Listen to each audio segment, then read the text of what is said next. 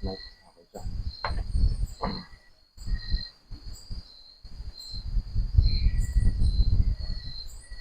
Saan ba ako, bro?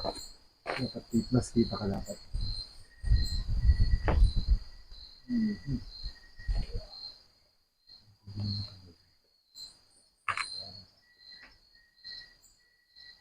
Ayan, maganda rin makikita yung isang ano.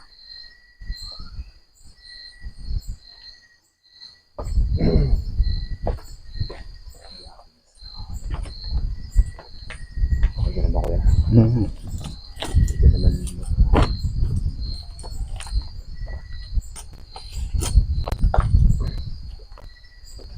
Dito ba ka? Probably okay para mas kita.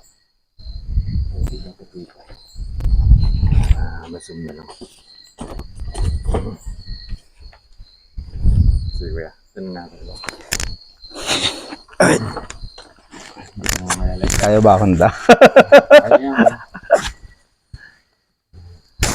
Ang ganda ng ano ah.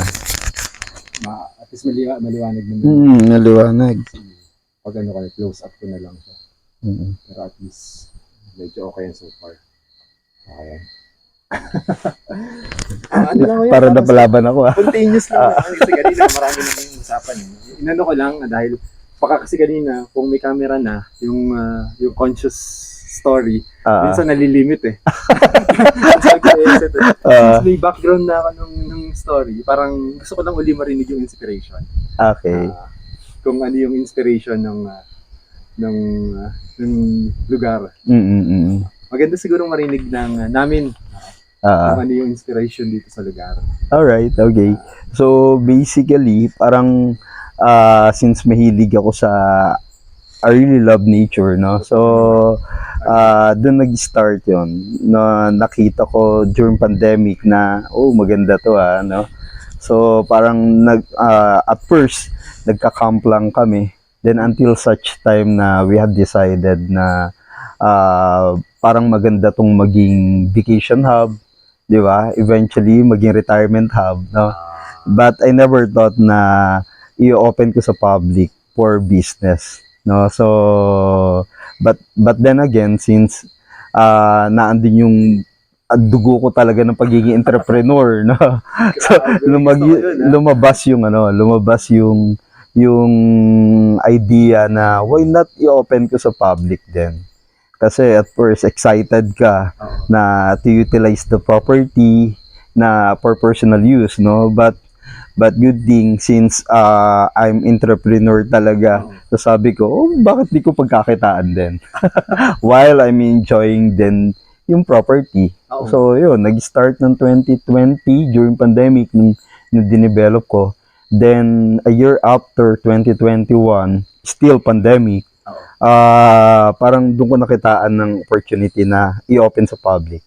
It turned out na on first attempt, nagkaroon ng walk-in, ayun, until such time na nagtuloy-tuloy na.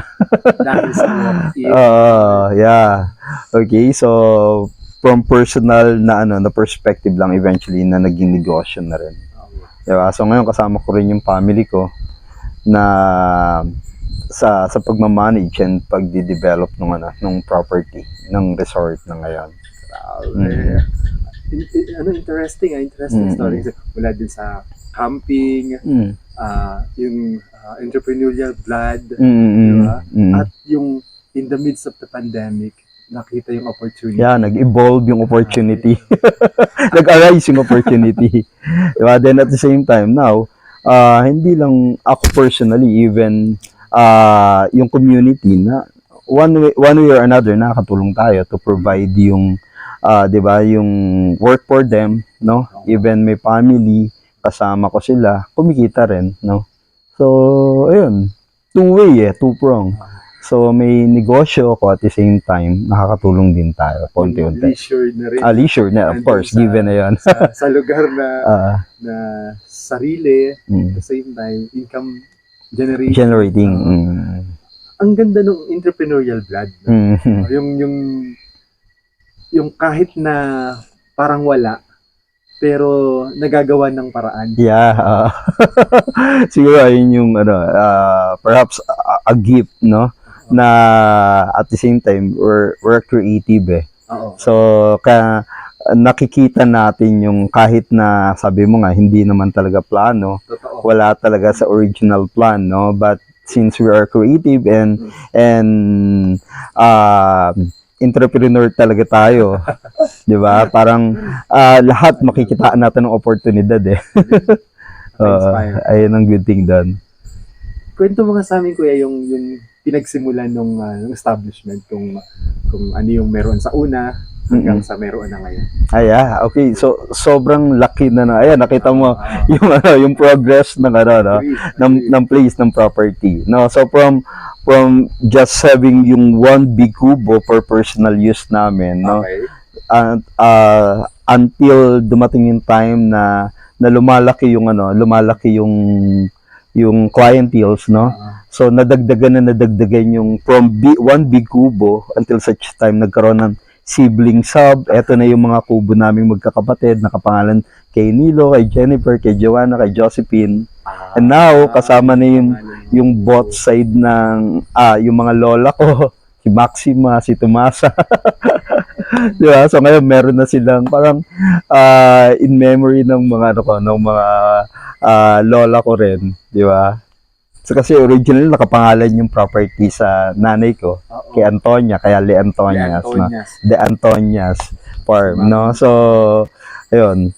Of course, sobra akong talaga, I'm after with my family. Kaya in-incorporate ko rin mga kapatid ko, then yung mga lola ko, no? Ngayon, from the original na main farm, dati Le Antonias lang. Ngayon, we have four developments. Agree. So we have main farm, sumunod tong Camp Sergeant Udok, ito yung glamping area. Main farm yung nasa taas. Nasa taas. Tapos yung sumunod nun ay Ito na tong glamping area. glamping area. Ito we have TP houses, pero pinangalan ko naman sa tatay ko. Baka magtampo eh. So pinangalan ko since he's a former policeman nung nabubuhay. So pinangalan ko Camp Sergeant Udok. Yung nickname niya, Udok. Udok. Oo. Kaya kung makikita mo yung mga pangalan ng mga cabin, yung mga rank na mga police, no? Military. General, Colonel, di ba? So, ito nasa likod natin si Lieutenant. So, ganun yun. Then, after this, of course, lumalaki yung market. Lumalaki yung demand, no? So, really, needed an additional accommodation. Kaya, binuksan ko naman, dinevelop ko last year, 2 years ago, yung Amore Suites. So, that would be Italian-inspired development naman. So, ayun yung team nun. Yung sa taas. Yung bago ka bumaba ng ng glamping. Alright. Yung pala yung pangatlo. Ito, nauna pala to. Ito yung second, glamping. Okay. Then third, yung Amore Suites. So actually, hindi pa rin tapos. So, inuna ko lang yung accommodation. But, working progress, no? So, tuloy-tuloy pa rin naman siya. Then, ang pinaka-recent nung last year, binuksan namin na natapos yung tawag dito, Santorini. Santorini inspired na na development. So, that would be Santorini Villa. So, that would be yung newest port na development. So far, meron na tayong 4. Wow. Grabe. At ang isa sa pinakamagandang parte nito, yung family orientation ng lugar na mamamana, parang magiging legacy ng mga susunod. Kasi maaalala kung kanino nakapangalan. Diba? Mula kay pinag-ugatan, si Mami, si Antonias, mga kapatid, the family.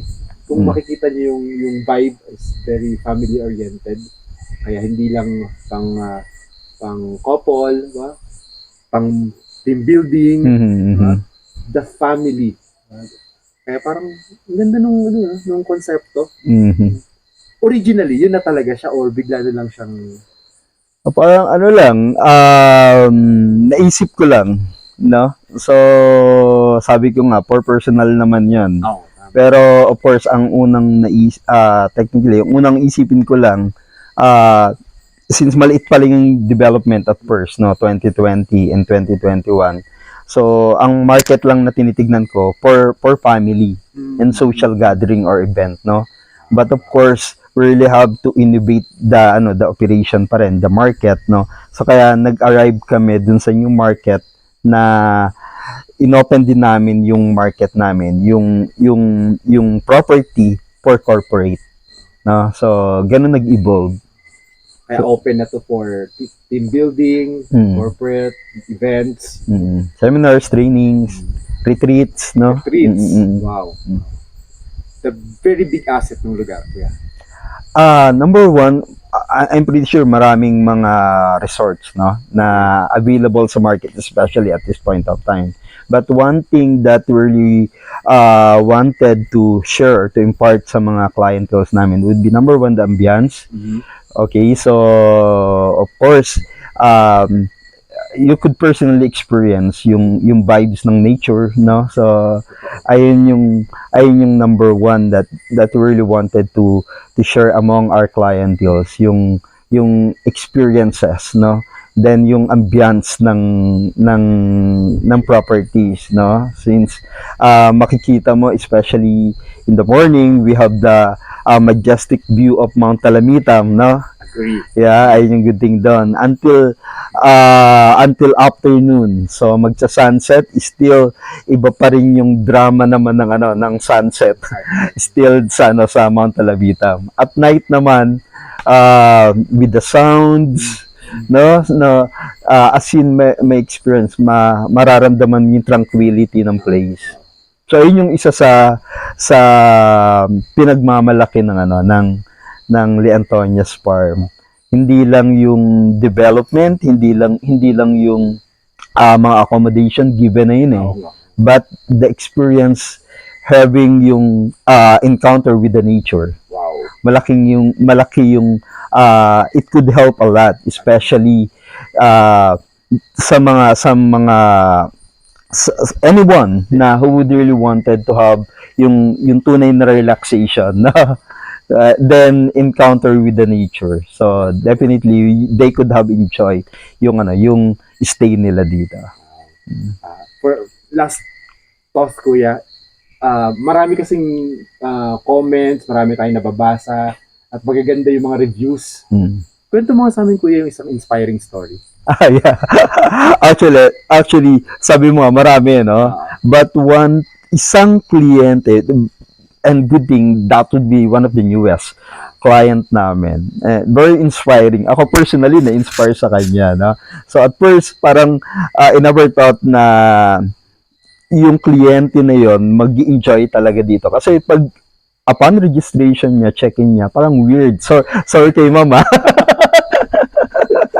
So, quite weird yung client. But I never thought na may pinagdadaanan si client, no? So, meaning, may medical concern siya. Alright? But, eventually, ang plan ni client would be to stay for a night lang, no? 1 night and 2 days. But, ang good thing, first day niya pa lang dito sa Leantonias Farm, nakita niya, siguro, nakita niya yung development, nakita niya yung nature, no, na-experience niya yung pag-stay dito, na relax siya.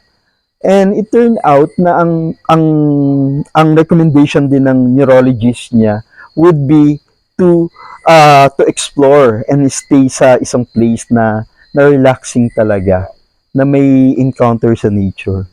Then, from that instances, he had decided to stay ng 2 nights and 3 days. Diba? So, sabi niya, kahit na meron siyang pinagdadaanan, pero parang na-recharge siya, no? So, nabago yung perspective niya. Then, at the same time, parang nakalimutan niya yung may pinagdadaanan pala siya. Diba? But then, doon namin nalaman na mayroong medical concern siya. But pero sabi niya, she's really grateful dun sa opportunity na nakapag-stay siya sa Leantonias Farm. And sabi niya, definitely, I would go back dito at the same time isasama ko yung family and friends ko. Right? So, at least one way or another, no, na nakita natin na malaki naging impact ng experience at the same time yung pag-stay niya dito sa Leontonias Farm. So, sabi ko nga, that would be the start ng another opportunity ulit with the Leontonias Farm, no? So, upon the inspiration ng sa client or guest na yon. Kasi may healing benefits eh. The place has its own healing benefits. Yeah, even ako personally na-inspired din ako. No? So sabi ko, hindi lang pala ako nag-create ng impact sa mga staffs, sa akin personally, no, sa family, even sa mga kliyente namin. No, hindi lang sila basta mag-enjoy, but definitely they could also heal through the nature and experiences nila dito sa Leontonias Farm. Wow. Saan located ang Leontonias Farm? Yeah? Ayan. So, Leontonias Farm is currently located sa Barangay Quezsuyo, Purok 4, Barangay Quezsuyo, Alfonso, Cavite. We're few minutes away sa Twin Lakes and Tagaytay. And of course, if you're from Manila, through the new road networks dito, it would take 1 hour and a half or 2 hours away from Manila lang. Diba? So, very convenient na. Wow. Kuya Nilo, maraming Yeah, salamat. thank you so much. For Thank the you so much, bro. opportunity. Okay. Grabe. Yeah, thank you.